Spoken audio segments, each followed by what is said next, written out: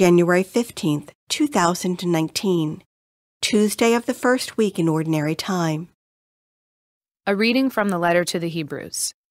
It was not to angels that God subjected the world to come, of which we are speaking.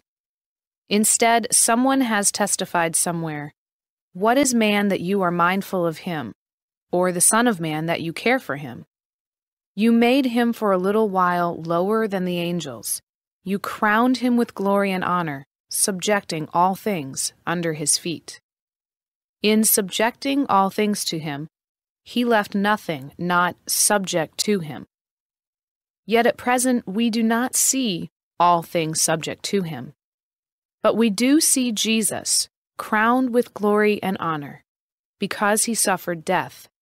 He who, for a little while, was made lower than the angels, that by the grace of God he might taste death for everyone.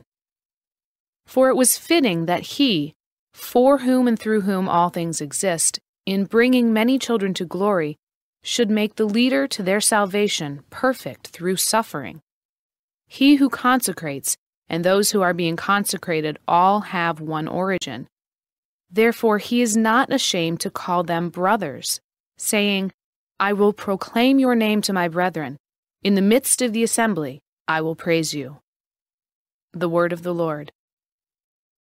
The responsorial psalm. The response is, "You have given your Son rule over the works of your hands." O Lord our Lord, how glorious is your name over all the earth. What is man that you should be mindful of him, or the Son of Man that you should care for him? You have given your Son rule over the works of your hands. You have made him little less than the angels, and crowned him with glory and honor. You have given him rule over the works of your hands, putting all things under his feet. You have given your Son rule over the works of your hands. All sheep and oxen, yes, and the beasts of the field, the birds of the air, the fishes of the sea, and whatever swims the paths of the seas. You have given your Son rule over the works of your hands.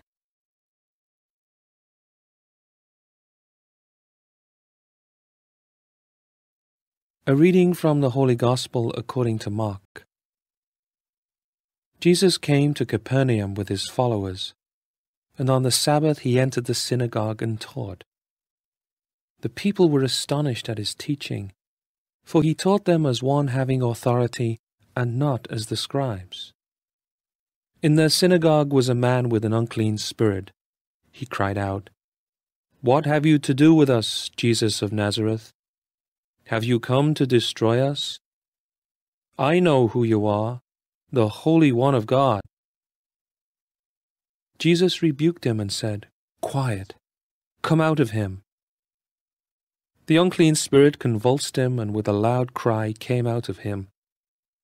All were amazed and asked one another, "What is this?" A new teaching with authority. He commands even the unclean spirits, and they obey him. His fame spread everywhere throughout the whole region of Galilee. The Gospel of the Lord.